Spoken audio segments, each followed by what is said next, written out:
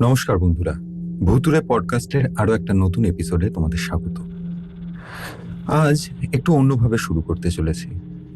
এমনিতে আমি রিসার্চ করে তোমাদের জন্য ঘটনা নিয়ে আসি, কিন্তু আজকের ঘটনাটা আমাদের এক দর্শক বন্ধু আমাদের মেল করে লিখে জানিয়েছেন।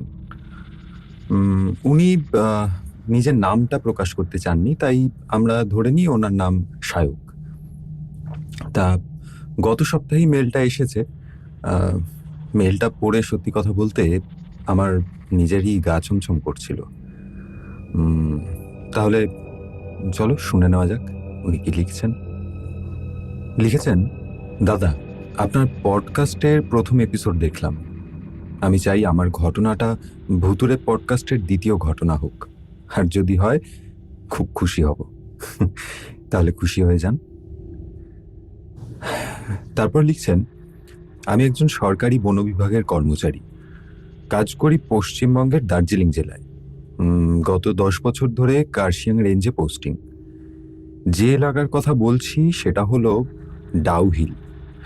আচ্ছা, যারা জানেন না এই নামটা তাদের জন্য একটু বলে রাখি। কার্শিয়াংয়ের কাছে এই জায়গাটা ডাউহিল বলে, খুব সুন্দর জায়গা, কিন্তু ভারতের এক অন্যতম হন্টেড জায়গার মধ্যে এই জায়গাটা পড়ে। তা এই ভদ্রলোক সেখানে বিগত 10 বছর ধরে চাকরি করছেন। চলো তারপর পড়ি। ডাউহিল সম্পর্কে অনেক গল্প শুনবেন ইন্টারনেটে, উনি লিখছেন। বেশিরভাগই অতিরঞ্জিত, কিন্তু কিছু কিছু জিনিস আছে যেগুলো আমি নিজে দেখেছি বা আমার সহকর্মীরা দেখেছেন, যেগুলো নিয়ে কোনো ব্যাখ্যা এখনো আমার কাছে নেই। আমি একটু গুছিয়ে লিখছি। তিনটে আলাদা ঘটনা। প্রথম ঘটনা 2016 সালের নভেম্বর মাস। আমাদের রেঞ্জে একজন নতুন কর্মী এসেছিলেন, বিহার থেকে বদলি হয়ে এসেছিলেন উনি। নামটা বলবো না, উনি এখনো সার্ভিসে আছেন, স্বাভাবিক। ডাউহিল জঙ্গলের একটা অংশে কিছু কাজ করানো হচ্ছিল কাঠুরেদের দিয়ে। নতুন কর্মী সেটা সুপারভাইজ করতে গেছেন একা, বিকেল 4টে নাগাদ। ঘন্টা 2 পরে উনি ফিরে আসেন। আমি তখন অফিসে ছিলাম। আমি খেয়াল করলাম উনি একটু চুপচাপ হয়ে আছেন। জিজ্ঞেস করলাম, কি হয়েছে? উনি বললেন, কিছু না। পরের দিন একজন অফিসার আমাকে আলাদা করে ডেকে বললেন, সাহেব, কালকে নতুন সাহেব জঙ্গলে ঢুকে হঠাৎ দাঁড়িয়ে গেলেন। তারপর বললেন, আজকে চলে যাও এখান থেকে। আমরা জিজ্ঞেস করলাম কেন? উনি কিছু বললেন না, শুধু বললেন, যাও। আমি পরে সেই নতুন অফিসারকে জিজ্ঞেস করলাম। অনেকক্ষণ চুপ থেকে উনি বললেন, জঙ্গলের মধ্যে একটু ভেতরে গিয়েছিলাম একা। হঠাৎ দেখলাম সামনে একটা ছোট ছেলে দাঁড়িয়ে, হয়তো 8-9 বছর বয়স।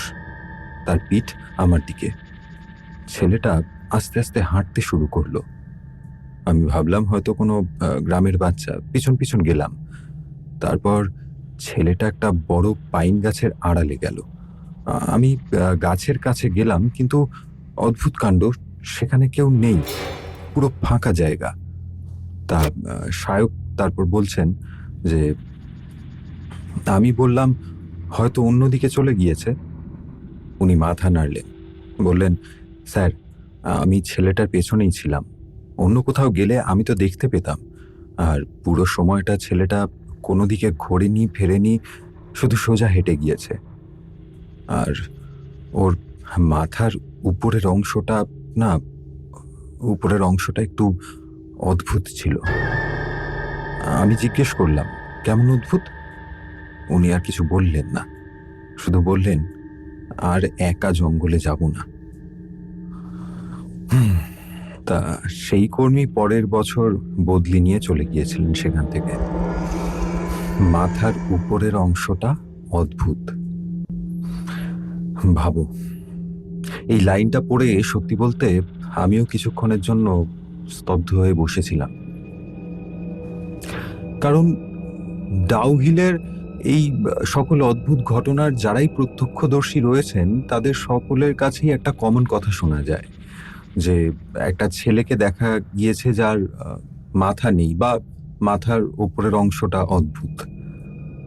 এবার এই ভদ্রলোক, মানে এই অফিসার ভদ্রলোক, সেটা জানতেন কিনা তা আমি জানি না, কিন্তু যদি জেনে না থাকেন তবুও এটা দেখে থাকেন, তাহলে বিষয়টা একটু ভাবার। তারপর সায়ক লিখছেন দ্বিতীয় ঘটনা, 2019 সালের জানুয়ারি মাসের।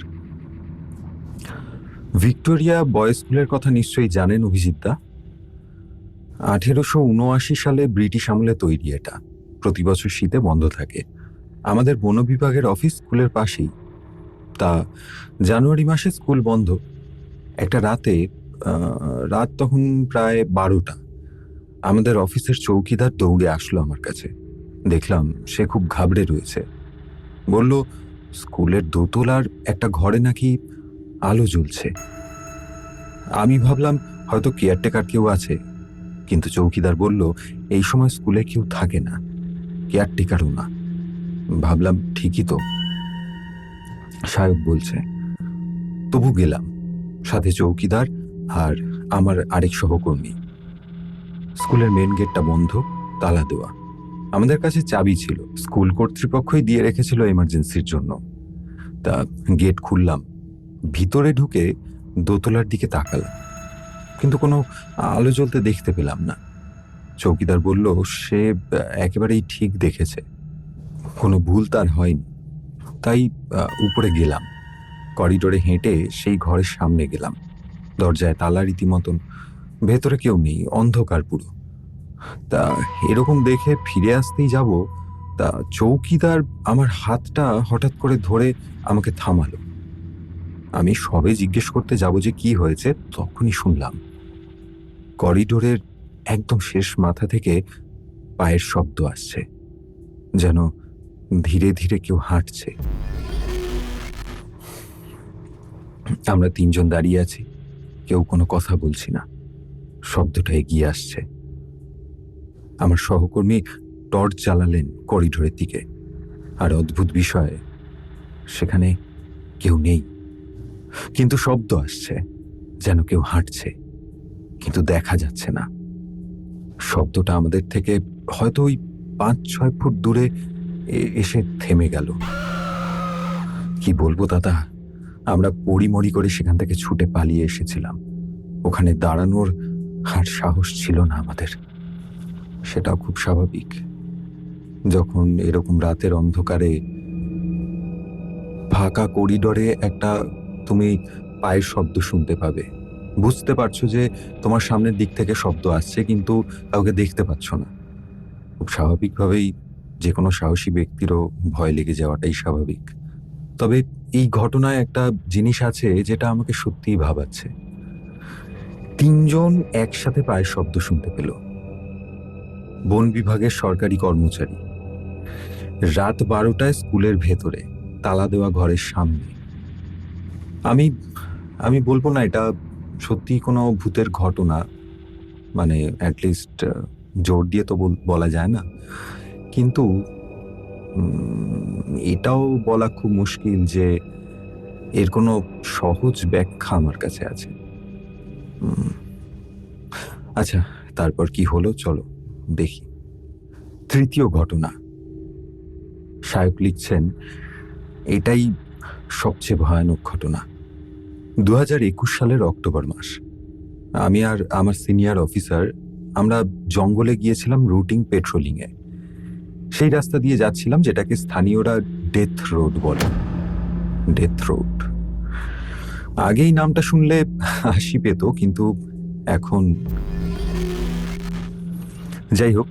তা বিকেল 5টা নাগাদ, তখনও আলো ছিল, কিন্তু জঙ্গলের ভেতরটা পুরো অন্ধকার হয়ে আসছিল, যেমনটা হয় আর কি। হঠাৎ আমার সিনিয়র দাঁড়িয়ে গেলেন। আমি জিজ্ঞেস করলাম কি হলো। দেখি উনি সামনের দিকে দেখাচ্ছেন। আমিও দেখলাম সেদিকটা। দেখি রাস্তার ধারে জঙ্গলের ওই একটু ভেতর দিকে কে একজন দাঁড়িয়ে আছে, একজন মহিলা। প্রথমে আমি ভাবলাম গ্রামের কেউ হবে হয়তো, কিন্তু তারপর খেয়াল হলো ওখানে তো কোনো গ্রাম নেই। এত গভীর জঙ্গলে একা একজন মহিলা কেন দাঁড়িয়ে আছেন? আমার সিনিয়র চিৎকার করে জিজ্ঞেস করলেন কে ওখানে? কোনো উত্তর নেই। আমরা এগিয়ে গেলাম। কাছে গিয়ে দেখলাম কেউ নেই,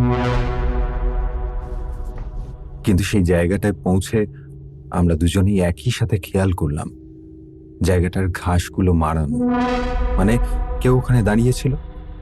পায়ের কোনো ছাপ নেই, কিন্তু ঘাস চেপে রয়েছে। তারপর সেখান থেকে আমরা ফিরে এলাম। সেদিন রাত্রে খেতে বসে আমার সিনিয়র বললেন, তুমি কি একটা জিনিস খেয়াল করেছিলে? আমি জিজ্ঞেস করলাম, কি? তা উনি বললেন, মহিলাটি দাঁড়িয়েছিল কিন্তু ওর পা ছিল না, মানে পা দেখা যাচ্ছিল না, নিচের দিকটা ছিল না। আমি আর কি বলবো দাদা, চুপ করেছিলাম, কারণ আমিও সেটা দেখেছিলাম, কিন্তু নিজেই নিজেকে বলছিলাম হয়তো ঘাস আর অন্ধকারের কারণে দেখতে পাইনি। এই তৃতীয় ঘটনাটা পড়ে আমার একটাই কথা মাথায় আসছে। দুজন সরকারি কর্মচারী যারা প্রফেশনালি জঙ্গলে কাজ করেন, জঙ্গলকে তারা ভালো মতন চেনেন আশা করি, মানে সেটাই তো স্বাভাবিক। তারা দুজন একই সময় একই জিনিস দেখেছে। এই ধরনের ঘটনাকে কাকতালীয় বলবে নাকি অন্য কিছু আমার জানা নেই। আর সত্যি কথা বলতে, কাকতালীয় বলে এটাকে উড়িয়ে দিতে আমার মনও সায় দিচ্ছে না। চলো এবার ইমেলের শেষ অংশটা পড়ি। সায়ক লিখছেন, দাদা, আমি এই 3টে ঘটনা বললাম, আরও আছে, কিন্তু সব একসাথে লিখলে ইমেল অনেক বড় হয়ে যাবে। একটাই কথা শেষে বলতে চাই, আমি বন বিভাগে চাকরি করি, জঙ্গলই আমার জীবন আর জীবিকা। আমি ভীতু নই, কিন্তু 10 বছর এই জায়গায় থেকে একটা কথা বলতে পারি, ডাউহিল জঙ্গলে এমন কিছু আছে যেটা ব্যাখ্যা করা কঠিন। এবং এই কথাটা আমার সহকর্মীদের মধ্যে প্রায় সবাই জানে, কিন্তু কেউ বাইরে বলে না, কারণ কে বিশ্বাস করবে বলুন তো? আপনার পডকাস্ট দেখে সাহস করে আপনাকে লিখলাম, আর বিশ্বাস অবিশ্বাস আপনার ওপর ছেড়ে দিলাম।